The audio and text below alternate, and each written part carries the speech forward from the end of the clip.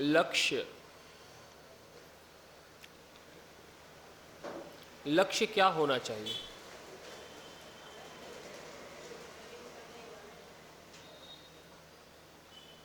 एक कहानी के माध्यम से फिर आज कहता हूँ लक्ष्य क्या होना चाहिए। शायद आगे सुनाई हो, पर आज दोहराता हूँ। हमारा लक्ष्य होना चाहिए कि हम जो है वो बने और जैसे है वैसे ही दिखे। ये हमारा लक्ष्य होना चाहिए। जो है वो बने, जैसे है वैसे दिखे। इसका तात्पर्य क्या है? जो है वो तो है ही नहीं, जो है वो है भी नहीं और जैसे है वैसे दिख भी नहीं रहे। छोटा सा कथानक मिलता है। जंगल में दो पंछी एक पेड़ पर बैठे थे और बातचीत कर रहे थे। दोनों मित्र थे। इतने में ही एक वेल ड्रेस्ड सूट बूट पहन के, टोपी वगैरह लगा के एक आदमी आ रहा था। वो चलते चलते आगे आता है। इतने में ही एक पंछी दूसरे पंछी से कहता है कि सामने जो व्यक्ति आ रहा है वो मुझे कुछ ठीक नहीं लग रहा। तो दूसरा पंछी कहता है, उसका कपड़े आदि का तौर तरीका देखकर, बूट वगैरह देखकर, टोपी वगैरह देखकर कहता है, अरे यार इतना सुंदर व्यक्ति है, एक जेंटलमैन होगा। जेंटलमैन शब्द इस्तेमाल करते हैं ना, नम्र पुरुष होगा, नम्र सभ्य पुरुष होगा। तू फालतू में ही उसके ऊपर वहम कर रहा है, आशंका कर रहा है। आशंका की कोई बात नहीं है, तू तो अपना आराम से बैठ। कुछ देर बाद वो व्यक्ति चल के थोड़ा सा और आगे आता है और आगे आता है। फिर वही पंछी उससे कहता है, अरे यार तू मान या ना मान, कुछ ना कुछ गड़बड़ है, ये आदमी सही नहीं है, सभ्य नहीं है।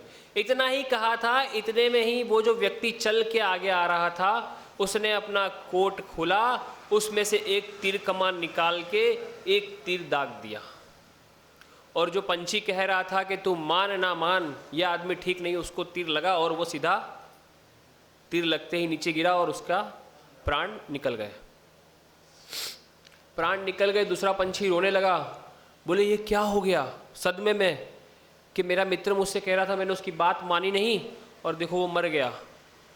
हल्ला गुल्ला मच जाता है और सारे जानवर इकट्ठे हो जाते हैं, मनुष्य इकट्ठे हो जाते हैं आसपास के, और वो शिकारी को पकड़ लिया जाता है। शिकारी को पकड़ लिया जाता है और कहा जाता है, उसे राजा के सामने पेश किया जाता है। राजा धर्मनिष्ठ होता है तो वो कहता है कि तेरा मित्र मरा है, तू ही कुछ सजा इसके लिए निश्चित कर, तू ही इसके लिए जो सजा निश्चित करेगा वो इसको हम दे देंगे। तो पंछी कहता है, बहुत अच्छी बात कहता है, पंछी कहता है कि अब इसको सजा देकर क्या फ़ायदा? क्या इसको सजा देने से मेरा जो मित्र मर गया वो लौट आएगा क्या? या उसके जो जीवन वापस मिल जाएगा उसको? सम्राट महाबल सेनानी उस क्षण को टाल सकेगा क्या? असरण मृत काया में हर्षित निज जीवन डाल सकेगा क्या? तो क्या उसको सजा देने से वो लौट आएगा क्या? तो राजा कहते फिर भी तुझे जो उचित हो वैसा कहे, तेरे मन को अच्छा लगे। तो बोले अगर इसको सजा देनी ही है और वो अधिकार अगर मुझे दिया गया है तो मैं इसको सजा दूंगा। आज तक सुनी नहीं होगी कि ये जैसा है वैसा ही सबके सामने आए। यानी कि शिकारी है तो शिकारी के भेष में ही आए, सभ्य पुरुष के भेष में आकर छलावा ना दे। हर कोई इसके छलावे को पहचान नहीं पाएगा। जैसे मेरे मित्र ने तो पहचान लिया पर मैं इसके छलावे को पहचान नहीं पाया। इसीलिए कहा अपनी बात की शुरुआत करने से, लक्ष्य क्या हो? जैसे है वैसे ही दिखे और जो है वही बने। पर ये जैसे है वैसे दिखना और जो है वो बनना भी आसान नहीं है, क्योंकि हम इतना भटक चुके हैं, इतना भटक चुके हैं, इतने आवरण आ गए हैं। एक चेहरे पे कई चेहरे लगा लेते हैं लोग, इतने आवरण आ गए हैं कि अब उनको उतार पाना नामुमकिन तो नहीं है, लेकिन अब हमने उसी को सच्चाई मान लिया है। इकट्ठे तो हुए थे कि उन आवरणों को दूर कर पाएंगे, उस भटकन को दूर कर पाएंगे, लेकिन भटके हुओं ने ही अपना नगर बसा लिया। भटके हुओं ने ही नगर बसा लिया। क्यों? क्योंकि वहां पर उनको कोई सच्चा मार्गदर्शन करने वाला नहीं मिला ना। भटके तो हम भी थे, पर हमें इन्होंने मार्गदर्शन दे दिया। वहां पर उनको कोई मार्गदर्शन देने वाला नहीं मिला। आपको देने वाला मिल रहा है, लेकिन आप सोच रहे हो कि ये भी हमारे साथ भटक जाए। आपको इनका मार्गदर्शन मिल रहा है, लेकिन आप सोच रहे हो कि ये भी हमारी नगरी में शामिल हो जाए। आप लोग सुधरना नहीं चाह रहे, ना परिवर्तन करना चाह रहे, उस मुखौटे को, उस चेहरे को उतारना नहीं चाह रहे। आप चाह रहे हो कि ये भी 10-20 चेहरे अपने चेहरे पे लगा ले, क्योंकि अब वास्तविक घर में जाने में आनंद नहीं है, इस भटकने में ही आनंद आ रहा है।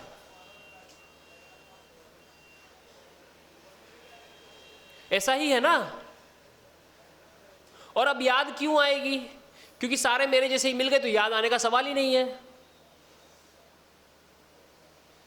पर वास्तविकता में तो 2 लाइनें ही मुझे याद है उस पंक्ति की, याद वो है ही नहीं जो आए तन्हाइयों में, तेरी याद आए तो मेले में अकेला कर दे।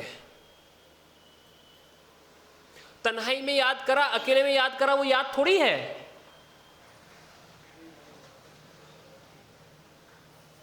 और मेले में याद आ जाए तो अकेला कर दे, वो याद है।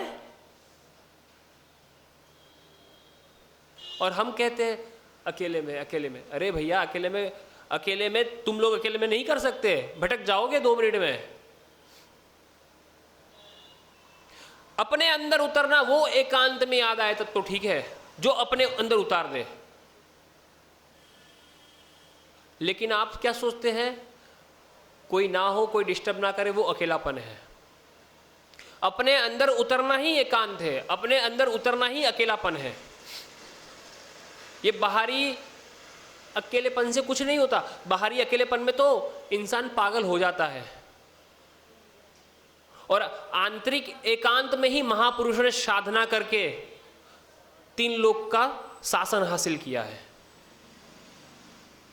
3 लोक का शासन हासिल कर दिया। जो अकेलेपन में आपका जो दिमागी घोड़ा जो दौड़ता है ना, उसके ऊपर महापुरुषों ने लगाम लगा ली, और एकांत रूप से एकांत में उतर के 3 लोक का शासन प्राप्त कर लिया।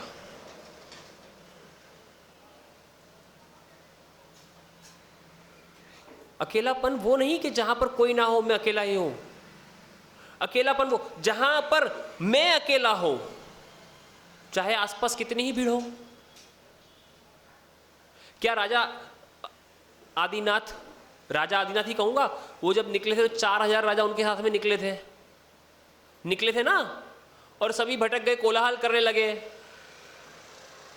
भटक गए वहीं पे कोलाहल कर। क्या राजा आदिनाथ यानी कि अब मुनि आदिनाथ जो हो गए थे, क्या उस वक्त एकांत में नहीं थे, अकेले में नहीं थे? 4000 के होते हुए भी वो अकेले थे। वो 4000 के होते हुए भी अकेले थे, क्योंकि उन्होंने अपने विचारों को, घोड़ों को लगाम से बांध दिया था। और आपका जो विचार का घोड़ा है ना, अकेले होते हुए भी 4000 तरफ भागता है। तो फिर ये कैसे संभव होगा कि आप अपने लक्ष्य को पा जाए? बताया आप हमें। एक उदाहरण और मिलता है, फिर सुनो। जम्बू स्वामी की बात चली कल या परसों के प्रवचन में, गुरुजी ने कहा था जम्बू स्वामी से पहले विद्युधर चोर ने अपने 500 शिष्यों के साथ में दीक्षा ले ली। जम्बू स्वामी के निर्वाण जाने के बाद में जब वो मथुरा नगरी के अंदर प्रवेश करने जा रहे थे तो वहां पर जो चामुंडा देवी थी, वहां की देवी थी, वो कुछ हवन कर रही थी, तो उसने मुनियों को रोक दिया।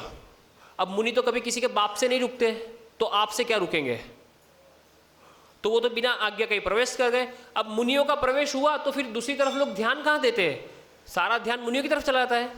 तो चामुंडा देवी को गुस्सा आ गया और उसने रात में जाकर जहां पर ये 501 मुनि विराजमान थे ना, वो वन को आग लगा दी,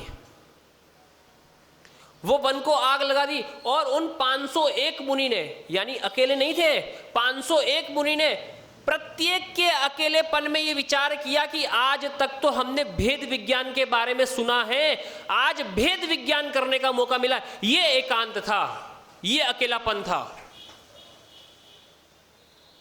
प्रत्येक 501 यानी प्रत्येक ने अपने एकांत में जाके, 501 के साथ में अपने एकांत में जाके विचार किया कि आज तक तो भेद विज्ञान सुना था, दूसरे को शरीर को जलते हुए देखा था, आज अपने शरीर को जलते हुए देख रहे हैं।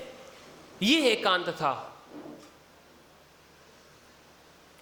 सारे के सारे 501 के 501 मुनि स्वर्ग गए और अगले भव में मोक्ष को जाएंगे। जम्बू स्वामी के निर्वाण जाने के तुरंत बाद की घटना। और चाणक्य मुनि ने 500 मुनियों को दीक्षा दी और उनके वेरी ने, चाणक्य के वेरी ने 501 मुनि को जला डाला जंगल के अंदर। और सबने अपने एकांत में जाके चिंतन किया, आज तक आगमों में पढ़ा था, आज भेद विज्ञान कर रहे। ये एकांत था कि उन्होंने 3 लोक का शासन हासिल किया, सारे के सारे स्वर्ग गए। तो याद वो नहीं है जो तन्हाइयों में आए, तेरी याद आए तो मेले में अकेला कर दे। 501 का मेला था, लेकिन 501 होते हुए भी प्रत्येक अकेला था।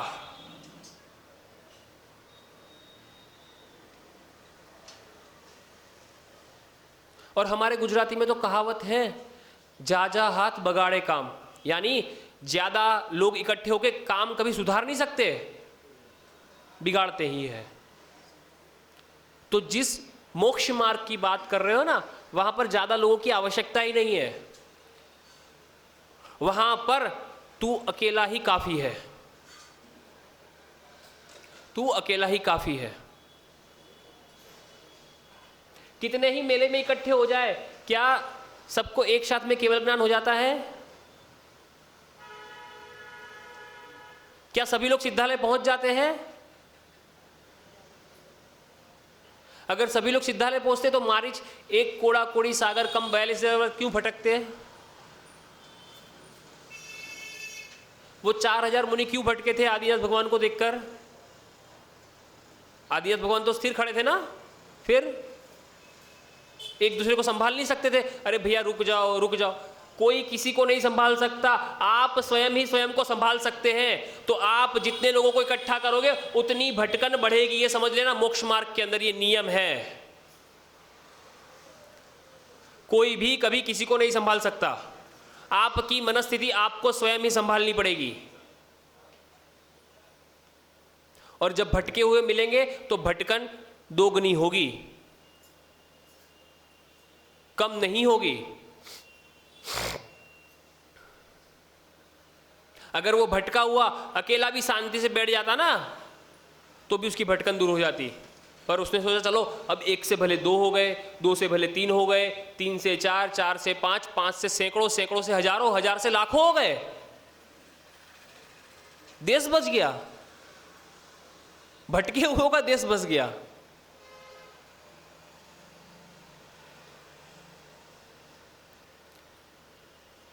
ये कोई खुशी की बात नहीं भटकना,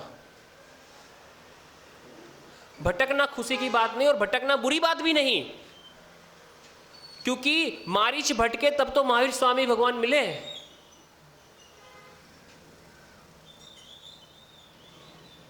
मारीच भटके तभी तो महावीर स्वामी भगवान मिले। अगर वो ना भटकते, मारीच ना भटकते, तो हमें पूरा उदाहरण ना देखे मिलता। मतलब कि भटकना बुरा नहीं है, पर भटक के संभलना ज्यादा अच्छा है।